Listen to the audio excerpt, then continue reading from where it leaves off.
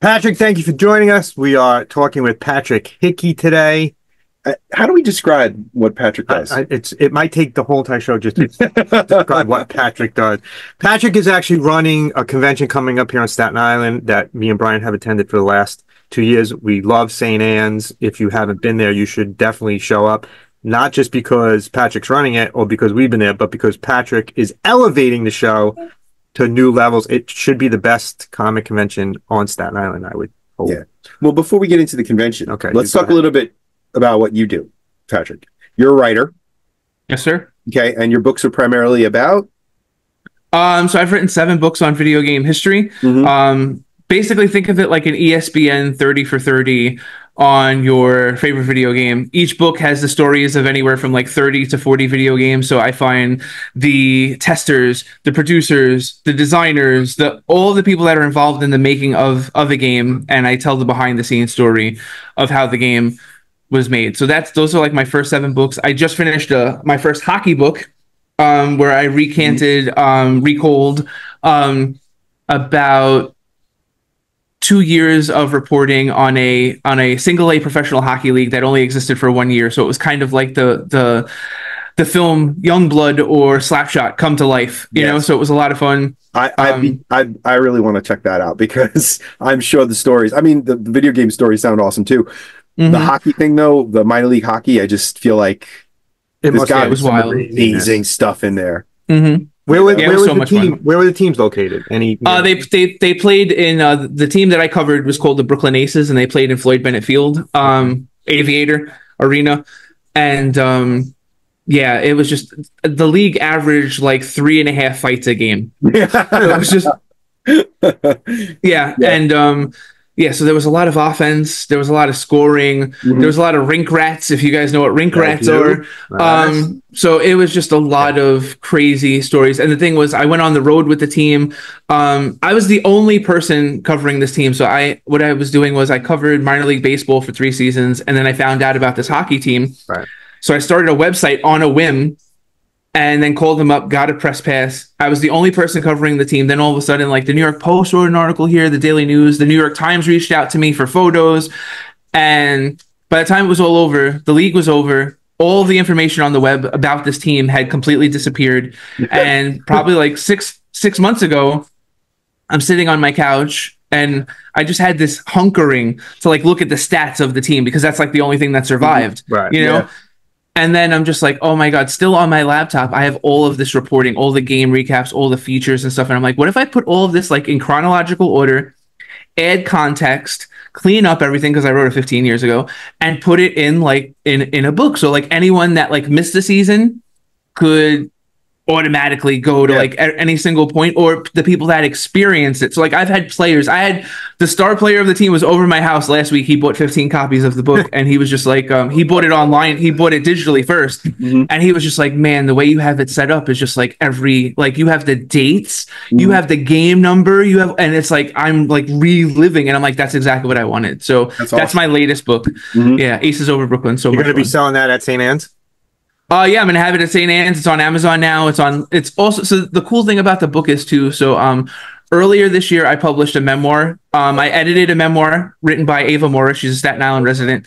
And it was totally like a freelance gig. And I love this book. It's like something like if your wife or somebody that you know, like Sex in the City or like Two Broke Girls, it's this woman's life, you know?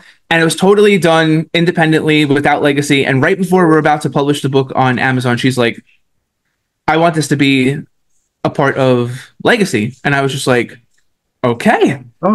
So I was just like, so now we're publishing comics and now we're publishing like full books. So I had 2 or 3 publishers that were interested in my hockey book. And then I was just like, I just laid out and edited someone else's book. Why can't I do it for myself and then have someone in-house help me with the editing and stuff like that and do it all in-house? So my Aces book is actually published through Legacy Comics. Explain what Legacy Comics is, because so Legacy Comics is it's my comic book company that I started in August of 2021. We've published over 60 single issue comics since then. Our initial Kickstarter was 300% funded. It was funded in like 3.5 hours. And we published a whole ton of comics. My daughter's 7. She has written a comic for us. Our best-selling comic, ironically, is called Midland Beach Turkey Ninjas. It's about the wild turkeys that prosper, that thrive, that terrorize us in Staten Island. Yeah.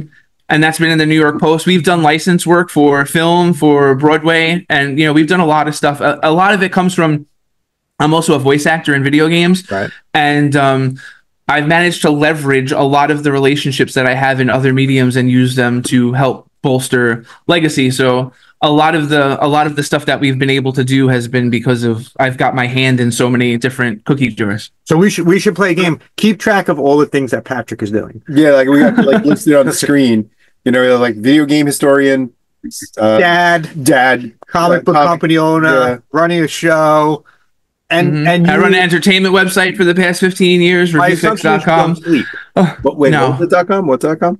Reviewfix.com. So it's an entertainment website where we review Monday Night Raw, Dynamite, NXT, independent music, independent comics, all sorts of stuff that's been around for 15 years. That's like my child. Some people have like custom cars that they're always working on in their garage. Yeah. I have an entertainment website and I have a comic book company. So yeah, I have a YouTube channel.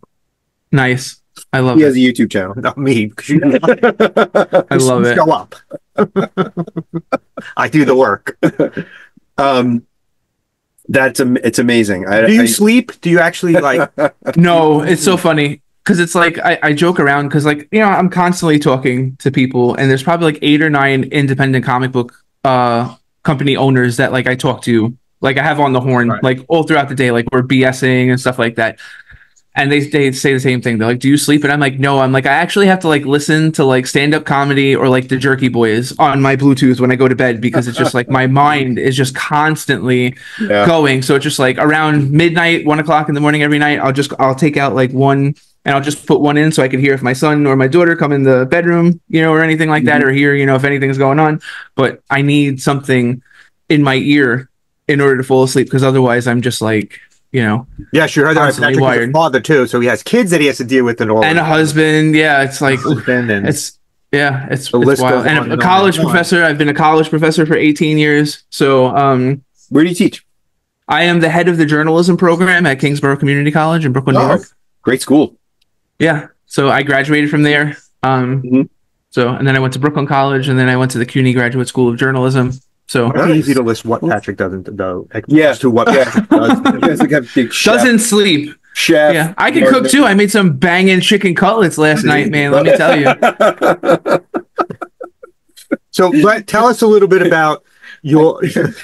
I do like one thing a day, and I have to go to bed. Complain about it. Get you here, it's pulling teeth. Talk about how you've taken over St. Anne's, how that came about, and what you vision St. Anne's being. We have episodes on the last 2 St. Anne's. We enjoy St. Anne's. Yeah, I like the first year we went. We were impressed, surprised. Yeah, we were very surprised the first year we went. Last year was a little. Last year was shaky. There was a couple of tables where it really like. If I don't know if you remember, there was one table the guy had all Superman stuff, and the stuff was good stuff. It was good stuff, but it was a mess. It was a mess. Yeah, presentation is everything. It was a mess. When I started writing my video game books in 2016, I said, okay, I need to start promoting this, and started doing. I did Brooklyn Comic Con. I did Floyd Bennett Field had a con, and like every con within the area. And usually what I do is like I reach out to them. I'm like, not only do I want a vendor table at your spot, but I want to do a panel. Okay. I want to talk about video game history. I want to talk about whatever, fill in a gap and kind of exchange services. I'll help them promote. I'll help them do whatever I need to do. And yes, that's you. That's a picture of you. Yes. So around 2017, I reached out to Brian and I was just like, I would love to come and talk to the kids about video game history and talk about how to break into the video game industry as a voice actor. Because at that point I was doing voiceover on an indie game called The Padre, which was a lot of fun. And I did that and I sold a bunch of books and had a blast, and then did it the next year and the next year. And what ended up happening was like after COVID, I noticed that like the quality of the con started to go down. And what happened was last year was kind of like a weak year for the con. It rained terribly both days, but that's not an excuse because it's inside. Yeah. But every person that came over to me is like, this is like a Funko con. There's like way too much Funko. There's not enough comic books. They just said it felt like a flea market. And I found out probably like 4 months ago that they were going to cancel the con unless somebody stepped up. So I reached out to Brian Fitzpatrick, who was running the con, and I was like, let me help. You know, do you have a connection with St. Anne in any other way, or no? Just no. Just I'm a concerned citizen. Okay, good. You know, and Brian's like, oh my god, okay. He's like, what do you want? And I'm like, I don't want anything. I'm like, I just want my table that I usually get, and let's put on an event for the neighborhood, for the community, and let's do something really special. And he's like, oh my god, okay. So now talking to Brian, and then Brian calls me and is like, listen, my daughter graduated from the school. They don't want me to run it anymore. Now you got to talk to this other guy, Brian Gill. So I'm like, oh. So now I speak to Brian, and Brian's awesome. So I was like, thank God, because we already had it all worked out. I had the logistics. I knew like what I wanted to do. And Brian was like, okay, I'll handle the school stuff. I'll make sure that the building, the foundation is sturdy, and you bring in the people. And I'm like, okay, great. So I started reaching out to people, and I tried to address all of the complaints from last year. Not enough comic book stuff. So we went from last year, like 2 long box people to 6. Now we have 6. Okay. Including Jim Hanley's JHU is going to be there. Yeah, and they weren't there last year. We actually were talking to Nick yesterday about it. I was there yesterday talking to Pete. I love Nick. Looking forward to it. Oh, how can you not love Nick? And he's helped me out a lot. I've had 3 signings there since I moved here last July. So they've really like taken care of me.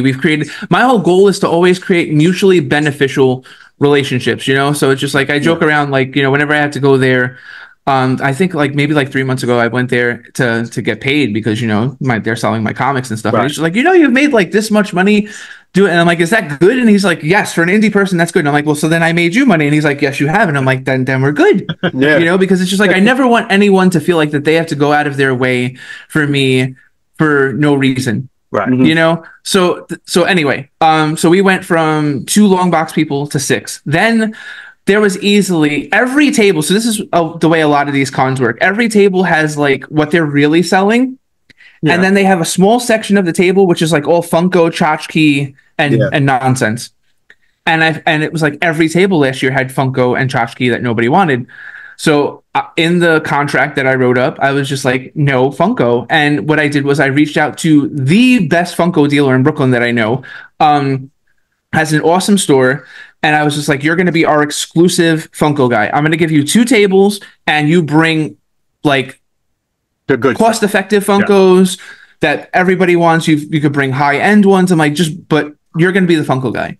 And then I reached out to a great action figure person, and I was just like, I want you to bring the best stuff that you have. And so we're going to have, and then the thing is too, we're going to have like a good, like one Squishmallow person and one plushie person. And we're going to have a person doing airbrush t-shirts for the kids. We're going to have a face painter for the kids. We're going to have most likely a bouncy house in the back for the kids. So it's just like, it's kid friendly. Kids under 10 are going to be free. Adults, everyone else is $5. So it's just like the price point is cheap. That's perfect. There's food in-house, like the school is going to be making hot dogs, french fries, hamburgers, the whole 9 yards, cost effective. There's going to be a 50-50. There's going to be raffles. So it's just like, I wanted to bring back those old school, like when I was a kid, I would go to like Knights of Columbus, and they would have like baseball card shows and stuff. Yeah, that's what I love. That's what I wanted. Yep. But at the same time too, I wanted there to be a nice presence of indie comic book people, because I want the little kids to come in and be like, oh, this guy's like only like in his 20s. He's not that much older than me. Or this guy's in his 30s and he's making comics. Yeah. And I can speak to him right now. Cause like, man, I remember probably like 2005, 2006. I went into New York Comic Con day of, bought a ticket day of. Can't do that anymore. There was no line. You didn't have to wait in that hour line. I know. Nothing. Walked right in, and what had happened was probably like 3 months prior, I interviewed David Mack, who's one of my favorite comic book artist of all time. Yeah. I interviewed him while I was a college student, and I walked over to him, and I'm like, "Hey, Dave, I'm Patrick Hickey," and he's like, "Oh, you interviewed me, blah, blah, blah." And I'm like, "Yeah," and we talked for like an hour. And the thing is, if you read my stuff, like David Mack's like Daredevil run is a huge inspiration to me, you know? Yeah. So it's just like for him to be that accessible and stuff. So I wanted to create a situation where we invited really good indie comic book people so kids could come and adults could come and people could just, again, elevate everyone that comes instead of just like, there's no reason why somebody that keeps action figures or toys in their basement all year can just have a place to dump all of their stuff. Right. That's not what I wanted. I didn't want that for this con. So this year's con is going to be much different. I'm sure that I've made some enemies. I've received tons of interesting texts and phone calls and things like that. It's all been fun. It's all been fun to deal with. But at the end of the day, it's going to be a far better event than in years past, and hopefully the building block to something even better down the road. So, and St. Anne's is happy as of right now. Yes, as of right now, yeah. So that's the good thing. Because that's your key. Your key is to make St. Anne's. Yeah. Yeah, absolutely. And like I said, too, because like I remember one of the initial conversations that I had with Brian Gill was, what do you get out of this? Like, why? They could not understand why I wanted to do this. And I was just like, well, all I want is my tables from last year. That's all I want. Yeah. And he's like, but the tables are free. We would give you the tables anyway. I'm like, yeah, I know.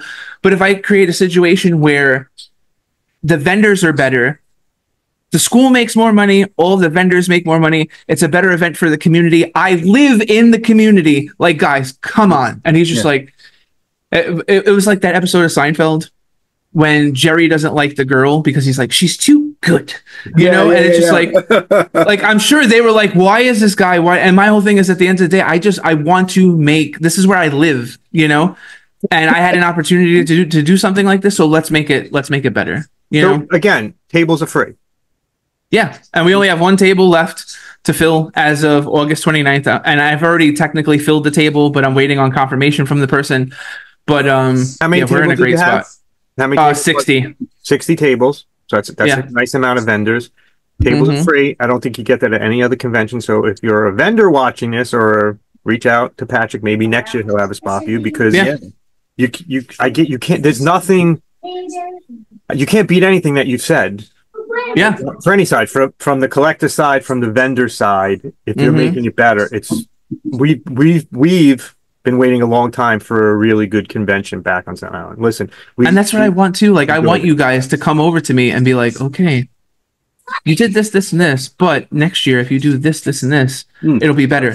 Like, I am totally open to critique. I'm not one of those people that gets upset or anything like that. It's just like, tell me how I can make things better. And if it's within my wheelhouse, if I can, then I'll do it. Yeah. You know, so. Oh, and we will critique you because we have done that with other shows as well. Have you ever been to King Kong? No. All right, so King Kong's this a big show in Jersey, and it's huge. And King Kong was huge. And we went, and it was $25 to get in. And we did a video on it, and in the video, I was like, $25, that's ridiculous. There's no kids there. There's no families there. That's ridiculous. And they came back and were like, what can we do? What should we, I said, you got to reduce the prices. You got to reduce the prices. You want families there. You want people spending money. Your money should be coming from a convention like that, should be coming from your vendors, not from your people. Yep. And if you think about it, that's much better for the vendors. 100%. Because then people aren't giving the money away at the door. They take it inside and spend it. Because I know I go with a certain amount of money that I'm not going to spend more than. And if the ticket price takes a big chunk of that, I'm not getting it more. I'm not getting a lot of stuff, you know? But we stopped going to one in Jersey because they charge $20 to get in. And it kills us to pay $20 to get into a convention that is basically 40 tables maybe. Yeah, if that. Yeah. So everything you're saying is what we like to hear. $5 admission. The vendors aren't, they're not bringing out. I want to phrase this properly, like, because if you go to New York Comic Con, that you've been, right? We go every year. I went last year. I'm not going. Brian is tapped out after 1 year. I go with my daughters. Maybe next year. I don't know. The prices are just I don't want. Oh yeah. Now, if you're saying the tables are free for the vendor's going to bring stuff that is affordable to everyone walking in there. They don't have to make their money back. They made their money back on their first sale. Yeah. And see, that's my thing too, because it's just like, as a vendor myself, Yes, that's Tails from Sonic that joke. Yes. As a vendor, if you're paying 50, 100, 200, $250 to get in, you're going to be, the second that event opens up, all you have in your head is, I need to make sales. I need to make my money back. Yep. Yes. And it affects your 100%. It affects your demeanor. It affects like your disposition. So it's just like, as soon as the con starts, if you're just like, whatever we get from here, I'm good. Yeah. You're going to interact with people better. 100%. Your mood is going to be better. Mm-hmm. So it's just like, that's what I try. You know, I always try and promote to people, like, you want to be put in a situation where even if you lose, you've still won. Yeah. Right. Right. You know, there's no reason why that's like, that's how successful people are. Right. There's no reason why a comic book convention should be a high pressure environment for anybody. Anybody there. Yeah. For the people attending, for the vendors, for anybody. It should be That's the best thing about comics too, because it's just like whenever somebody comes to my table, if they're like, oh, how much is this comic? And I'm like, $6. And if they go, then I'm like, then you really don't want it, because $6 is nothing. You know, it's nothing. You know, so it's just like, I never get mad at anybody or anything like that. But if you're put in a situation where you're paying $250, that's $6 you may go, crap, because you're trying to get back to zero. Yeah, you know, you need that $6. Right. Yeah, you need it. But if you're in a situation where you're just like, all right, if you don't want it, okay, have a nice day. You know? Yeah. Or take a sticker for free. Or just then follow us on social media, and you just take have a chat, have a conversation. Yep. That's some of my favorite parts of conventions, just standing there talking to a vendor or a creator and just, shooting the shit for 20 minutes, and they're happy, I'm happy. Right. Absolutely. Absolutely. Comics and video games can be like this too, I think, especially within the fandoms. For some reason, there's a certain contingent of both fandoms that go out of their way to make these things very, very stressful. And I don't know why that is. Like, they're supposed to be things that relieve stress, that help us to get away from stress. Yet there's so often these situations that are created, where people just end up getting too into stuff, or everything becomes too high pressure. And there's no reason for that. Comics should not be high pressure at all. No, especially it should be but just to me, I always compare Jim Hanley's to like a bar. Like, I can go in there and talk about stuff I can't talk almost anywhere else about the stuff I talk about in Jim Hanley's. Yep. That's how a comic shop should be. That's how a comic convention should be. I should go there and meet people who think like I think and talk about the stuff that I love. Yep. No pressure. Absolutely. Mm-hmm. Yep. Comic book therapy. What have I been saying? Yeah. Hell yeah. Drop my therapist and just go through dollar bins. Yeah. Oh, we will have plenty of dollar bins that's at the con. That's where I live. We talk about that on the show all the time. We love dollar bins. Love dollar bins. Yep. Absolutely. Bins are a big deal. Yes. For me, especially lately, I've been spending way too much money on dollar bins. Yeah. Yeah. Got a little out of hand this weekend. I went to, I don't know if you've been the Astoria location of Midtown Comics. Yes. They had their 99-cent, 50-cent sale, and I went crazy. And then Queen's Comic Party, they had a Brooklyn show, Brooklyn Invasion. Oh, okay. Very, very small convention, maybe like 12 vendors, but what a good convention. Holy cow. Great vendors. Great assortment of people. You have some of the vendors coming to you are people we know, right? George is going to be there. George Rahor, who we did the convention. Yeah, George Rahor. George Rahor is going to be there. I mean, we did his first convention. He gave us a table. We helped him with that. And we had a table. We had our only table we ever had. And Keith is going to be there too, right? Keith has a table. Right? I'm trying to remember all the names. What's his last name? I was talking to Keith yesterday from Jim Hanley's. That's funny. I ran into Keith the day before yesterday. He said he just saw you. Yeah. Big tall guy. He does comic pressing. He's actually going to be fixing a comic. He hangs out at Hanley's. He's with George. He's probably sharing the team. Okay. Oh, okay. All right. Cool. Yeah. You're not making it easy. I'm hyped. Both good guys. No, I'm not. He hangs out at Hanley's. There's a lot of people. There's a lot of people hanging out. Yeah, there's a lot. I always see Keith. Yeah. I'm always there with him. But so it's really good because it's a Staten Island community thing. Is what we need to rebuild. We had so many of these in the 80s and 90s, and now we're down to 3 basically. Yeah. It's funny too because I don't know if you remember, but last summer they were supposed to have like some kind of Shaolin Comic-Con. Yeah. And I reached out to that guy to do the same exact thing because I was just like, I saw the location. So I went and scouted it before I messaged him, and I'm just like, it's like a church. I'm like, so this has like flea market vibes and stuff. And I was just like let me help you. And he was just like, oh, call me then. Call him, no answer. I'm like, bro, you didn't answer. And he's like, oh, well, then call me tomorrow. I call him tomorrow. No answer. I'm like, bro, one more time, I'm going to call you. And I call him, nothing. And then I saw pictures from the event, and I was just like, OMG. Like, it was just a hot mess. And the thing is, it's just like, Staten Island deserves better than this, you know? It's just like, you can't just have a church, like, just because you have the space and just because you announce that it's a con, it's just like, I can't stand people that do the build it and they will come. No, building it is like crucial, it's important, but there's so much that has to happen after you build the thing in order. So that's why I'm on this podcast. That's why I've reached out to the Staten Island Advance. That's why I post on social media every day about it. Like, building it is just one part of the process. And it's just like, I feel like a lot of the small cons don't get that, you know? Yeah. So that's why we've tried. I think we've done more on social media in the past month than St. Anne's has done in a very, very long time. Let me tell you, no question, because St. Anne's would pop up on my Facebook feed maybe once. And I would say, all right, I let Brian know, like, Brian, St. Anne's coming up. Here's what it is. Let's go.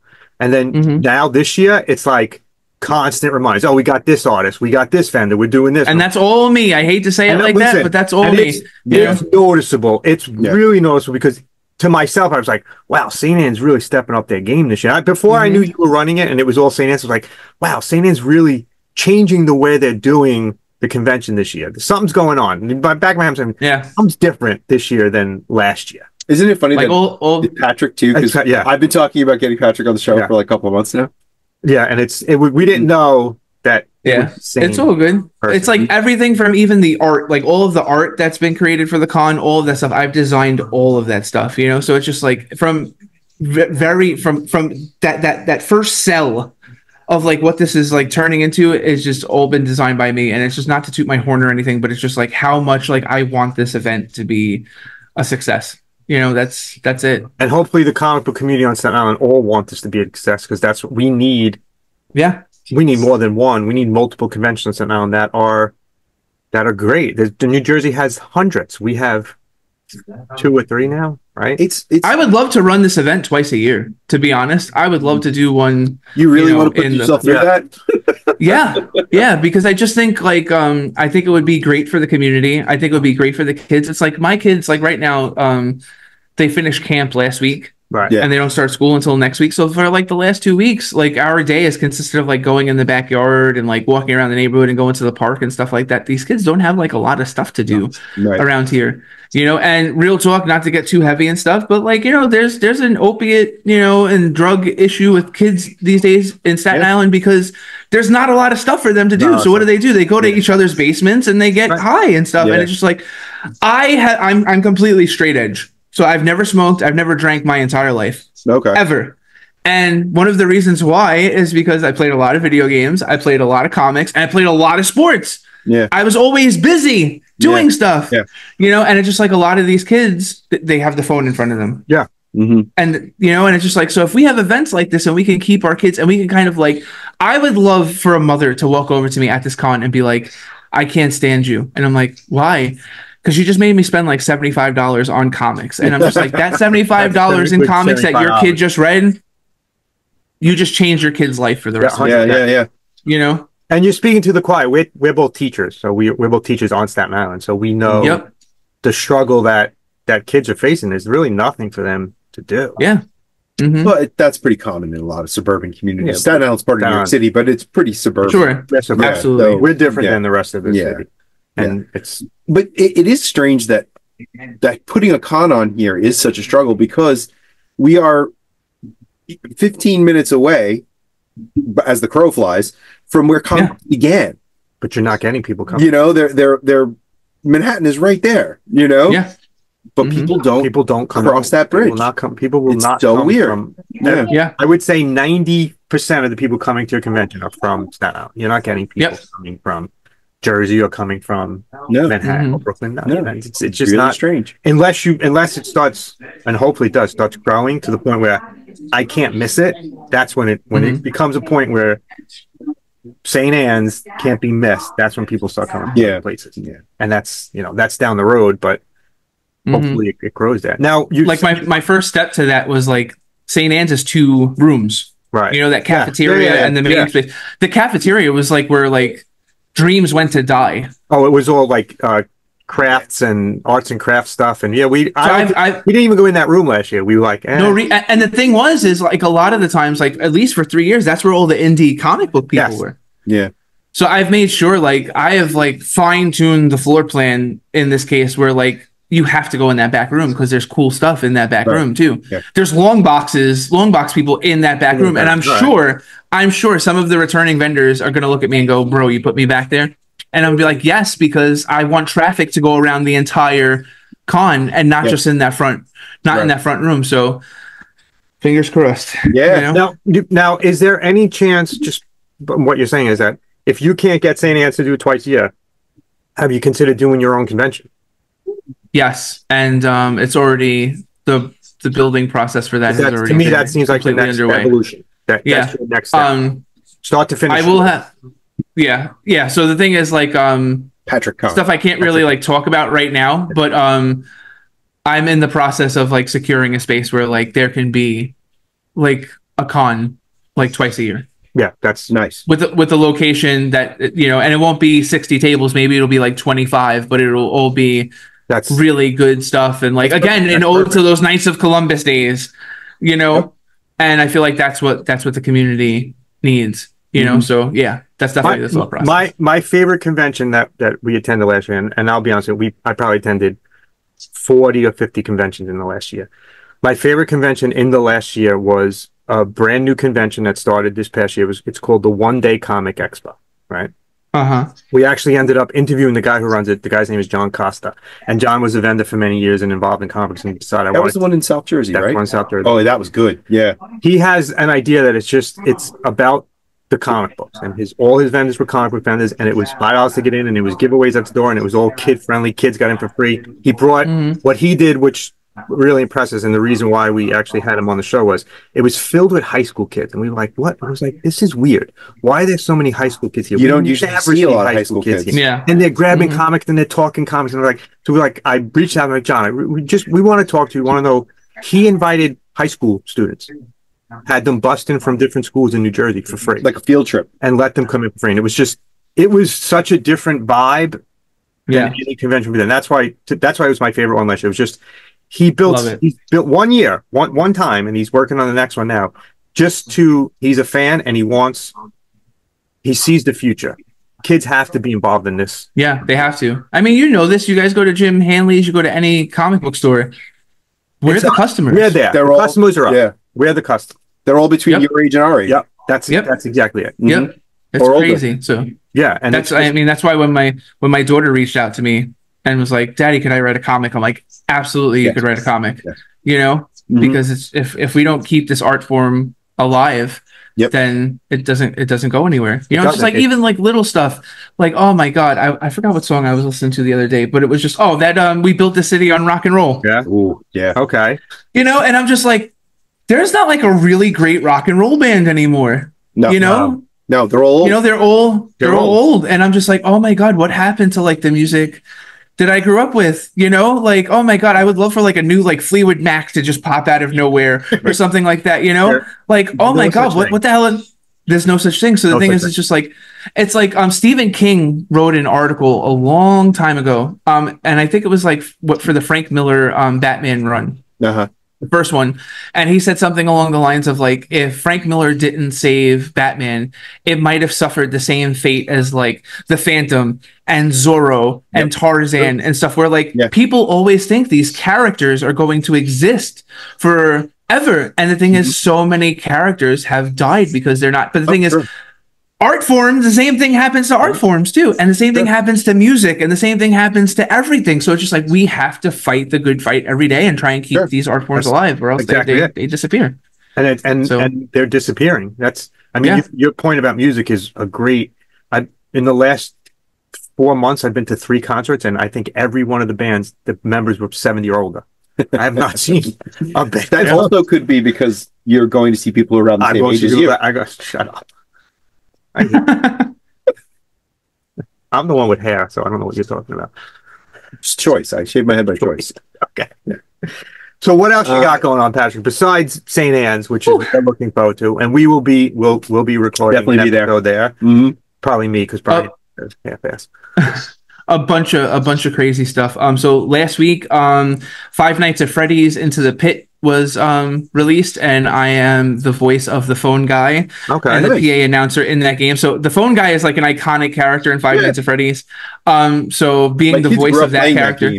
So you voice actor too. Put that on the list. Yeah, I'm a voice actor too. So that game came out, and it's been crazy. My Instagram has been flooded with people asking for autographs and for me to send them. You do appearances for stuff like that? Like, I know that's like the voices. I don't. I mean, I should. I just did last year, actually, August 28th of 2023. WrestleQuest came out, and it's a role-playing game that features like all these old wrestlers from the 80s and stuff. And I voiced over 90 characters in that game, from the Macho Man Randy Savage to Hawk and Animal of Legion of Doom and stuff. And I went to PAX East, PAX West, Ric Flair's last match in Tennessee. Like, we did a whole promo thing for that. And but like, I usually don't do a lot of engagements for my voice acting. I kind of should. You should. But I don't. Because I know that's a big thing now. We see people at cons all the time who do autographs for that video games and stuff. So can you give us a Macho Man? Just let me tell you something. Oh yeah, can you dig that cream of the crop? I'm staring into the candle of the future, brother. Yeah, you know. So that's that.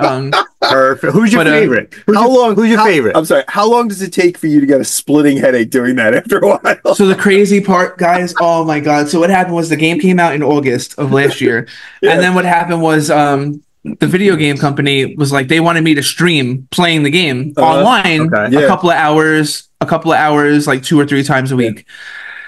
So I did that for like 4 months in my garage, and my wife would be like, can you just do me a favor? Once this is over, never speak like that ever again. Because the thing is, the game was in development for 3.5 years. So for 3.5 years, like, and the thing is, when you do voiceover for a game, it's not just the dialogue. So it's just like, I can't tell you how many times I would be downstairs in my basement and just be like, doing the grunts of getting hit, and my wife would be like, "What are you doing?" I'm like, "Paying for camp." That's what I'm doing, you know. So but anyway, Five Nights at Freddy's just came out last week, so that's been really good. And then yesterday we announced, Legacy Comics announced that we have done 2 books in partnership with the American Cancer Society on their Comics Curing Cancer wing, where The Job Dark Matches, which is a collection of 3 ash can job stories in one 25-page book. It's like a great entry point into The Job, and we call it Dark Matches because it's printed in black and white. And it's a nice entry point into like The Job, which is about a jobber, a professional wrestling jobber that can you stop for 1 second? You know what that is? A jobber? Yeah. No. Do you know what a dark why he said dark? No. See? No, I have no idea. Thank you. But I just want to point such things out. Yeah. No, it's okay. So this guy loses every match, but he supports himself by robbing banks with his valet, who is also his wife and getaway driver. So it's kind of like, if you like movies like Point Break, Heat, love Point Break, Dog Day Afternoon, and you mix that in with like some 80s and 90s wrestling and like Mickey Rourke's The Wrestler, that's what The Job is all about. So the American Cancer Society, they get a proceed of every copy of that. And then my other series, Condry, which is about a New York City homeless man trying to find out who killed his father. Very noir, Daredevil, Punisher. Thank you. Thank you. It means a lot. We did a digital exclusive cover for that, for issue number 4, that the American Cancer Society gets a portion of the proceeds. Where can people find it? So if people want to buy these, where can they buy them? Legacycomics.com. So it's comics with an X, legacycomics.com/shop. And then all of our stuff comes up. We have selected books too, available at Jim Hanley's. We're constantly like restocking. Yeah. Now, if someone has a different comic shop, so if they're not from Staten Island, we have people who watch the show from all over the world. How can they get their comic shop to carry your books? Just friend me on Facebook, message me on Instagram. Like, I talk to people all the time. And that's the thing too, as a small comic book imprint that we're only printing like, 500 to 1,000 copies of everything. Like a lot of comic book stores want to do wholesale. And then on top of it, like if your comic costs $5, they're only going to buy it for $2.50. But if you're doing a print run of like 500 copies, your 28, 32 page comic may cost you like $2.20 to print. So by you selling it to the comic book store for $2.50, you're technically only making 30 cents on that comic. That's going to kill you. So what I like to do is I tell and we've worked with Bulletproof Comics in Brooklyn. They've done 2 store exclusives for us. We've done a ton of signings at Jim Hanley's. I'm like, listen, your shelf space is super valuable to you. I don't want to take up any of your shelf space unless it's mutually beneficial for the both of us. So what I always propose is have me come in for a signing. I'll bring my books. I'll do the signing. We work out an agreement, a points agreement that makes everyone happy. And then I leave, and then you only buy the comics that you want. This way, you're not stuck with any inventory. This way, again, I told you, I'm all about creating mutually beneficial relationships. So any comic book store owner, like I'm always ready to play ball and talk business in a way. But like the thing is too, a lot of comic book companies have issues because issues, no pun intended. The way they treat independent comic book creators, where they'll buy a book off of Marvel, a $4 book off of Marvel for $2, but if that book doesn't sell for Marvel, they're still going to print 30,000 copies. So that book only costs them 10 cents to make because they're getting it printed over in China. So they're making $2 on a 10-cent investment. That's a great bottom line. That's a great business model to have. You can't treat an independent comic book creator the same way. So many independent comic book creators are so fixated about having their stuff in comic book stores because that's been their dream their entire life. But at the end of the day, sometimes having your stuff in a comic book store will kill you. It'll kill your bottom line. It'll kill your business. So you've got to be able. That's why I'm so lucky. The relationship we have with Jim Hanley's is just great. Everybody grows, but some comic book stores don't want to play ball. They're so involved in the community. They do everything to keep the comic book alive on Staten Island, and that's. I'm glad they're going to be at St. Anne's, so I'm glad to hear that. So the American Cancer Society stuff, and then we have a new issue of Condry.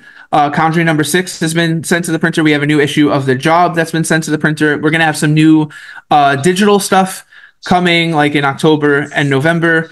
I'm also working on a comic that is based loosely on the Minds Behind the Games book series. So what we did was we took the behind the scenes story of Red Dead Revolver, which is a super important video game. A lot of people know it. And we turned it into a 24-page comic. So I have so many people that don't want to read a book that doesn't have a lot of pictures in it. So like my video game books are not coffee table books.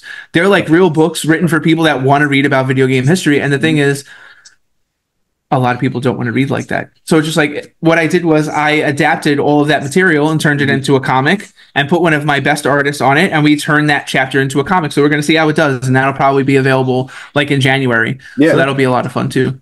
I mean, you have. It's funny because we were talking about St. Anne's yesterday when I was in Hanley's, and I mentioned to Nick that I was interviewing. I'm like, I have Patrick. I'm interviewing. He was like, Patrick he's a hustler, and he was like, and that's a good thing because Patrick is working on so many different things, and everything that he's working on works, and he's just you're one of those people that are really good for the community. You're really good for the comic book community and Staten Island as a whole.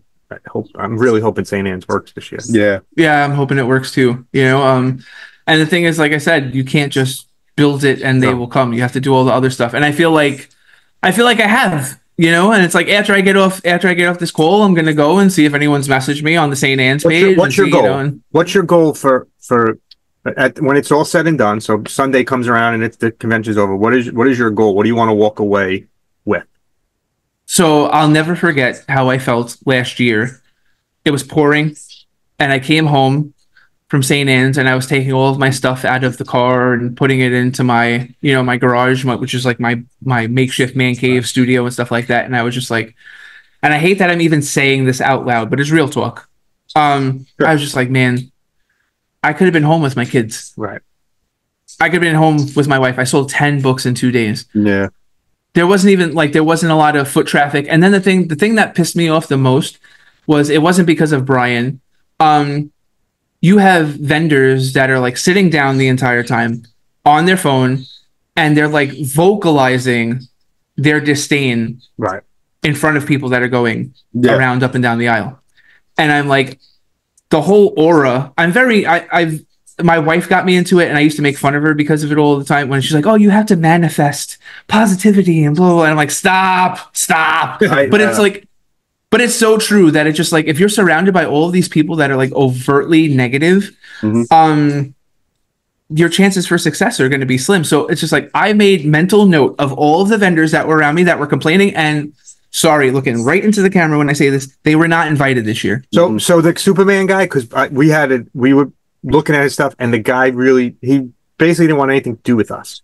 I had a super long conversation with the Superman guy. Okay. And I told him that he needs a table dressing, that he needs a sign, that all of his stuff needs to be signed, that all of his stuff needs to be labeled, it needs to be organized. And I said, if he could do that, that I would offer him a table. And took like a week, and he contacted me, and he's just like, I got a tablecloth, I got a sign, da-da-da-da-da-da-da. And he's going to be there, but he's probably like one of the only holdovers from previous years, because I just felt like he had great stuff. But it just needed to be great things. It needed to be organized with us. He really didn't want to be bothered with us standing there looking at stuff. And yep. So I mean, and like I said, I've been cursed at by so many people the last month. Like I said, I was the two old ladies curse at you. Did you get rid of the two old ladies? No comment. You know what I'm talking about. But I know exactly. Yeah, I know exactly what you're talking about. It's been nuts, and it's just like, I've been told to shove the con up my keister and stuff like that. And it's but at the end of the day, it's better for everybody. And the thing is, though, too, for all the negativity that I've gotten, like the conversation that we're having right now, I've probably had about 15 of those in the past 2 weeks, where it's just like, oh my God, like, you're doing something. I'm like, I haven't done anything yet. I was like, but we're building towards something, and they're like, no, it's just so much better. Like, da-da-da. I had like, some of the creators are like, whenever they do a con, they have to create their own promo that says that they're going to be at an event. They're like, you created promo for me. I'm like, I want you to make money. Yeah. And I said, listen, I want you to make money, but you have to promise. I'm like, so I'm going to have 2 tables at this event. And I was just like, if you could mirror me a little bit. And he's like, what are you talking about? I'm like, I am not going to sit down at all. Yeah. The entire time. I'm like, so that's what you do. I've yelled at other creators before. I'd be like, dude, don't invite your girlfriend. Don't invite your brother or your sister to sit at your table and sit behind the table and be on their phone the entire time. Yeah. And I joke around about it too. I'm like, it's like cash repellent, but it's the truth. It is. 100%. No, it definitely is. So, and it's just like, I'm happy that you told me. A lot. I hate that. I hate seeing people like, I'm bothering you. I'm bothering you now. Like, oh, but yeah, I'm the one who buys your product, and I don't want to feel like I'm bothering you. All right. And it's just like, I'm happy that you told me what Nick said, because it's like, I love Nick. I love picking his brain and stuff. And I remember before my first signing, I went to Nick and I was like, listen, I'm not sure if you guys do store exclusives or not. I was like, but I want to do a cover of Midland Beach Turkey Ninjas that you guys only sell in your store. Right. And the thing is, all I would need for you to do is to pay for the print, and you could have them. Right. Yeah. Pay for the print, because I was going to do it solely for publicity. Right. So he's like, how many prints are we talking about? And I'm like, 150. And he's like, man, it's going to be hard to move like 150 comics like that, like from a indie creator and stuff like that. Da, da, da, da. So what I ended up doing was, I did the print anyway. I paid for it myself. I kept my word that it would only be sold on my site and in Jim Hanley's. Right. I sold over 200 of them. Wow. Yeah, it's great. So then I went to Nick, and I was just like, and he's just like, I know. I know. And it's just like, if you would have invested, figure that I was selling that variant for $10. Yeah. Right. Wow. And then signed for 15. Wow. Great. So if you do the math, he would have made his money back, Yeah. So, but instead I made it, but he's made some too, because like I said, I kept my word. Sure. And I've only sold it there. So again, that's all you could do at the end of the day, is like, go to people and be like, you may not like me.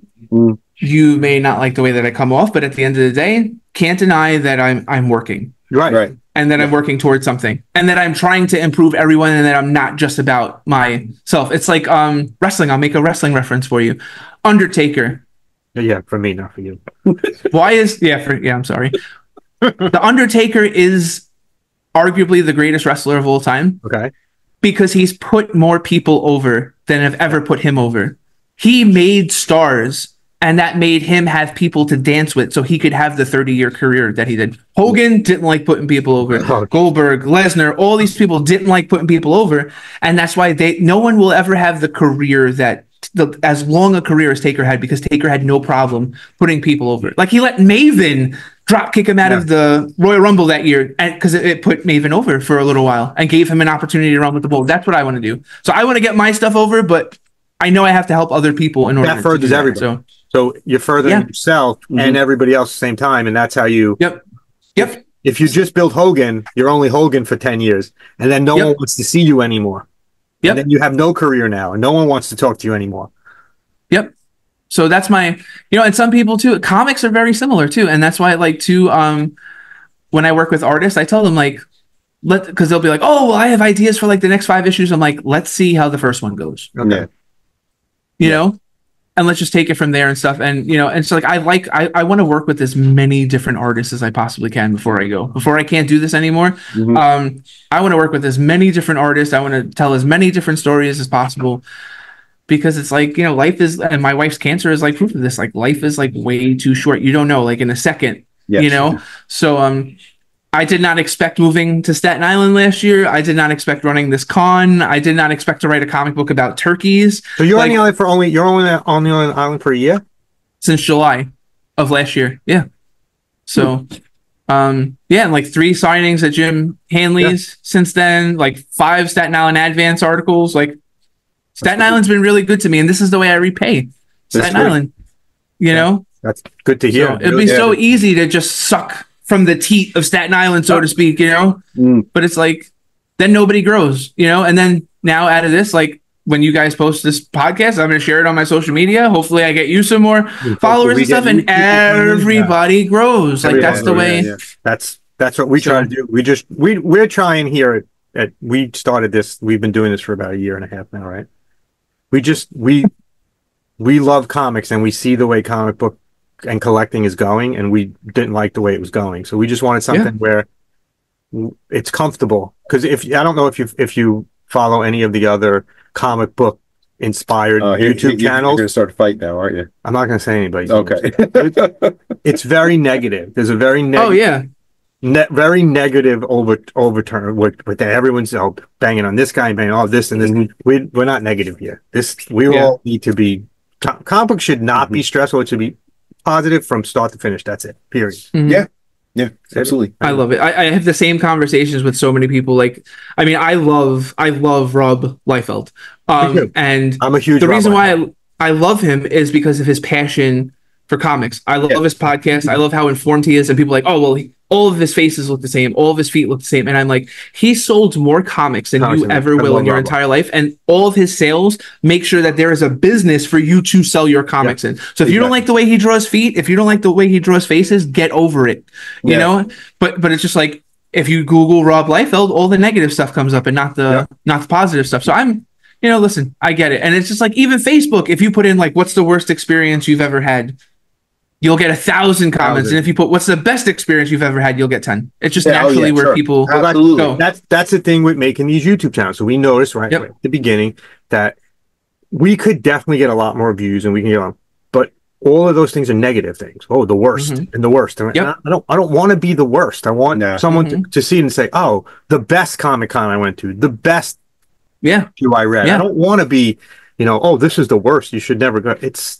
What was like the video I saw that you guys did on St. Anne's last year, and I was just like, oh my God, these guys are the kindest, fairest people, because I'm just like, I could see how that could have totally went the other way. And then that's the thing too, a lot of people don't understand this. It's just like, once you post something online, it pretty much lives there for a very long time. Oh, sure. Forever. That's Patton Oswalt called the internet everything that ever was available forever. That's what it really is. It's everything is there. Everything is there. Yeah. So when I saw that video that you guys posted, I was like, yeah, I definitely want to go on their podcast, because it's just like you guys, but you guys see things the right way, you know. And so I think a lot of YouTube bullshit. A lot of bullshit on. Oh, of course. Absolutely. I'm trying to sell me, so I want to sell me, and I want you to like we don't try to sell us. We come out honest. This is our honest opinion on what your convention is or what your store is or what you think. It's our honest it's our honest opinion. And not only that, but how many times do you get off of anything online and feel bad? A lot. Yeah. A lot of times you watch, you know, you're on Instagram, you're watching reels, whatever, and you get off and you're like, why do I feel bad? Why do I feel bad? Yep. And like, oh, because I saw tons of negative stuff getting thrown against the wall, you know? And it does accumulate. We're not negative. We try right before this podcast. Here we're not. Right before this podcast, I got a message from somebody, and they live in South Carolina. I've never met them. They've bought like everything off of my website. I've never met them. And they were like, I just finished rereading Brooklyn Bleeds the first week for like the 4th time. And I'm like, oh my God, why have you read it 4 times? It's a zombie book, you know? And she's just like, and this woman, and that's the thing too, I love the fact that like women still want to read comics because it's just like they've kind of like been pushed out, you know, a little bit, you know, and it's just like I love whenever there's a woman that tells me they read my stuff, I'm like, why? Talk to me. And she's just like, I just think it's so cool that the dog is the main character, and you know, you would never think that he would have a chance to survive at all in the zombie apocalypse, but he thrives and he's like this guy, and I'm like, she actually has like these real feelings, and the book makes her smile. I'm like, this is why I decided to do this, you know? Perfect. So that's the feeling I want when people, you said before, like, how do I want people to feel? And like, I really didn't answer it. I'm sorry, but that's the way I want people to feel. I want people to feel like the stuff that they bought this year, next year, right before the con, they look at the stuff that they bought last year and they're like, this is all good stuff. I want to come back. Yeah. That's what I want. Excellent. You know? No, so, good. Yeah. Hopefully it works this year, and then it grows from there. That's the hope. Yeah. But I will say this. If you're from Staten Island, you have not seen the last of me. Like, I am not going anywhere. Like, my goal is to totally like become like a fixture on Staten Island. Like I said, what we were talking about before we went live, like there are people that have done far more than me that live on Staten Island that like are kind of secluded, you don't see and stuff, and that's not my goal at all. Like my goal is to like bring arts and bring higher standards for arts and like just be in people's faces and let people know that like all of this stuff can be done by one person, and to have fun with it and for it to be an experience and stuff like that. And I want to be accessible, you know, to people and things like that. So yeah. Good. Well, you made really inspirational. You made really new friends. Thank you. So. Yeah, absolutely. Thank you. Great. Your friends. I have one more question before we go. Sure. And then I'll let you go. We took up too much of your time already. So, who was your favorite jobber? Woo! It used to be Johnny Rods until he told me. I remember having a conversation with Johnny Rods when I confronted him with the fact that I almost died from a staph infection and that I had to take Cipro for a week to clear up my face. And he was just like, "Oh, you're like one of us, Papa. You know, like everybody gets a staph infection." Blah blah blah blah. Oh. So like before that, it was probably Johnny Rods because I had just watched so many videos of him. But probably like Special Delivery Jones that was my answer to your question. SD Jones is my all-time favorite. PJ. Do you remember when PJ Walker beat Ted DiBiase? Yes. Yeah. And later that would become Just Incredible, who I love. Just Incredible, but. You know, that's DiBiase, I know. Ted, you don't know Special Delivery Jones, Barry Horowitz. I've actually interviewed Ted DiBiase too before, and he's an amazing guy. He's supposed to be a really nice guy, right? Like a really nice guy. His business sense. So like this guy has basically bought like over 10,000 of his own Funko. And he signs them and he takes them to all of his cons and he just makes like a ton of money. So he literally is the $1 million man, like in real life. Like he just thinks like a businessman. With that side of wrestling, because I'm a huge fan of the Major Wrestling Freaking podcast. I don't know if you watch them. That's you watch them? Yeah. I love that whole behind the scenes stuff where they self-promote themselves. So they're not the greatest wrestlers in the world, but the way they've promoted themselves to the level that they're way above where they should possibly When we meet, I'm going to tell you stories because I have so many stories about Jim Neidhart and like all these people that like I've interviewed and worked with over the years that you'll be like, oh my God, you know, like so many fun experiences. It's from our generation. It's those guys. Yeah. And then newer guys too, like Pete Dunne. I have so many fun stories about Pete Dunne and stuff like that. So it's just, it's crazy. Crazy. I'm looking forward to it. Yeah. We will definitely see you at St. Anne's. Absolutely. And JHU and probably a bunch of other Staten Island and wherever else. That's the thing too. Like for everyone that's listening, like at least once or twice a week, I'm in JHU to pick up my pulls and just to talk shop. Like if anybody ever wants to like talk and stuff like that, like hit me up. Like, that's it. You know, like, that's the way we grow. If you've read my comics and you have anything that you like or dislike about my comics, talk to me, because like that's my goal too. Like, I want to get better. I want to elevate every day. So, and it's just like when you're in that echo chamber. So that's the thing too. I am Google verified.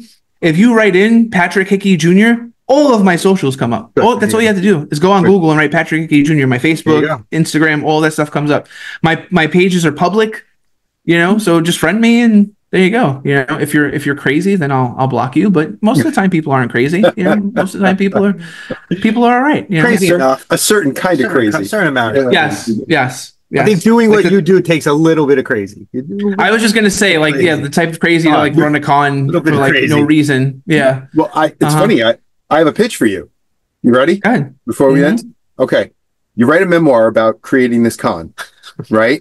And then we sell it as the basis for an independent film about an optimistic comic book and a wrestling fan who tries to bring a con to life, but he's confronted by massive amounts of negativity. I think it would be a great, like, Kevin Smith kind of comedy. Oh yeah, absolutely. Yeah. Oh, Pete Davidson plays you. There you go, Staten Island guy. Yeah. Do you have any tattoos? No. Yeah. Well, he's not going to have them soon anyway. He's getting rid of a lot of them. All right. But yeah, I could totally write up something. Sure. There you go. There you go. That's how the job started, actually, too. Like the wrestling comic was actually a play. I had an actor come to me and say, "How come you've never written a play?" And I'm like, "Okay, when do you need it?" And he was just like 6 weeks. And I'm like, "Okay." And then COVID happened. Yeah. And we had a producer. We had a place. We were going to like build a wrestling ring in this off-Broadway theater and stuff like that. It was going to be amazing. That would be great.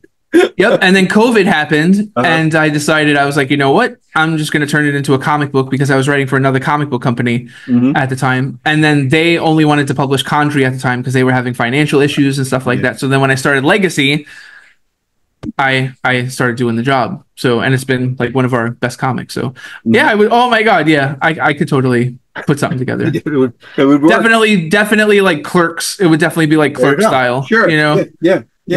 So Kevin Smith changed some names though. Not called St. Anne's, called something else.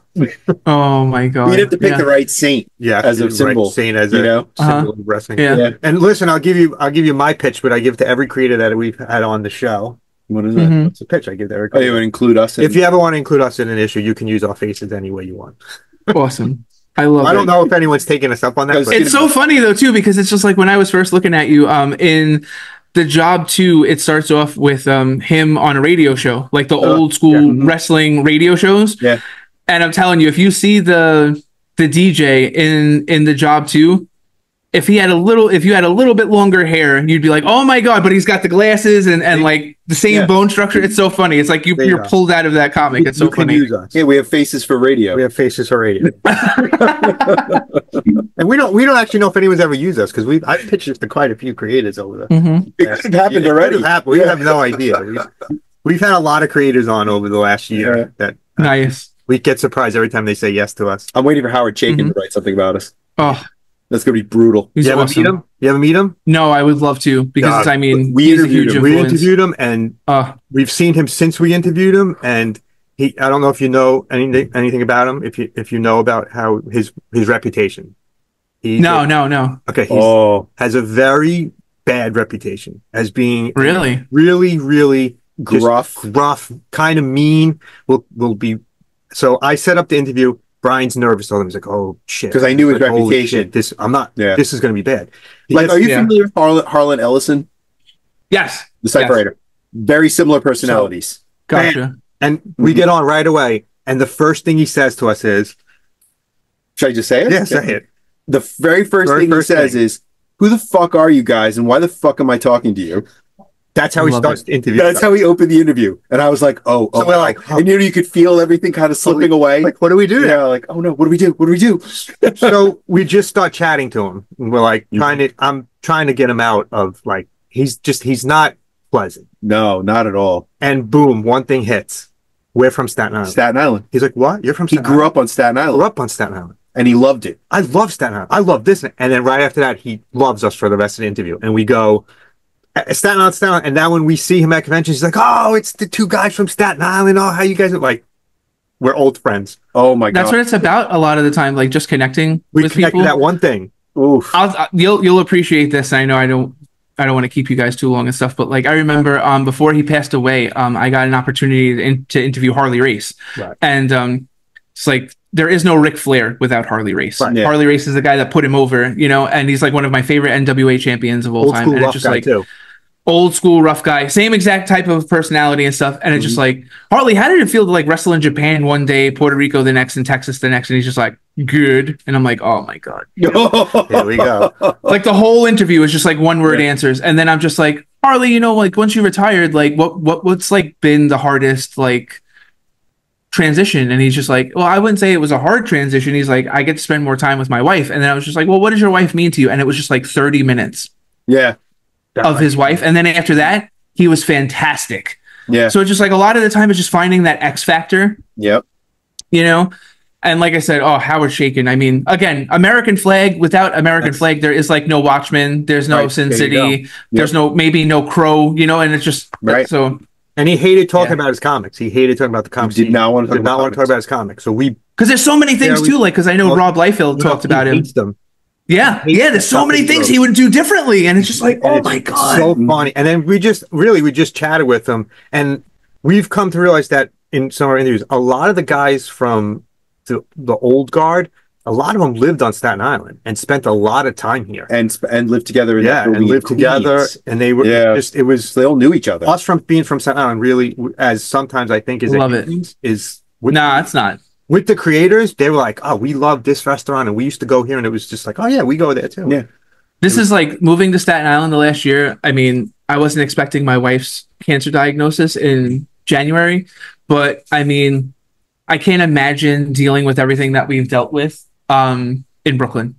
I just can't. Yeah. You know, it's just like just having a home to come to with a backyard and my own space where I can work and stuff is something that I would never have been able to have in Brooklyn. Like Staten Island, like totally like saved my family, you know? Yeah, that's good. So, you know, I get it. My whole life. I love it here. I love where we are right now. We live in Portridge right now, and just the mixture of people is just, it's so wonderful here. It's so nice to. The only thing I would like is maybe a couple more mom and pop comic book video game stores, and I would be happy. Well, what are we down to? We're down to two comic shops. Hypnotronic is still Hypnotronic is on its last legs, from what I understand. Mm-hmm. Yeah, they're constantly being flooded and stuff. I invited her too, and you know, with after Ed's passing, she can't do cons and stuff. You know, so it's just like I've done everything that I possibly can to get this con to as many people as possible. We're really, we're looking forward to it. We I hope it you know, go on Friday, satisfies you guys. We leave work and we head on Friday, and we head right over to the convention, and just we're looking forward to more comic boxes, and we'll chat with some people. We'll definitely get a good episode out of that. Yeah, awesome. Yeah, man. Thank you guys so much. Hey, thank you. If you ever need anything else, let us so know. Much time. Thank you, Patrick. Really, no problem. We'll see you around somewhere, and if not, we'll catch you at St. Anne's. Yeah. Everyone should Sounds go. good, man. Thanks a lot. Absolutely. Thank you, guys. Thank you. Take care. Have a good one. Bye bye.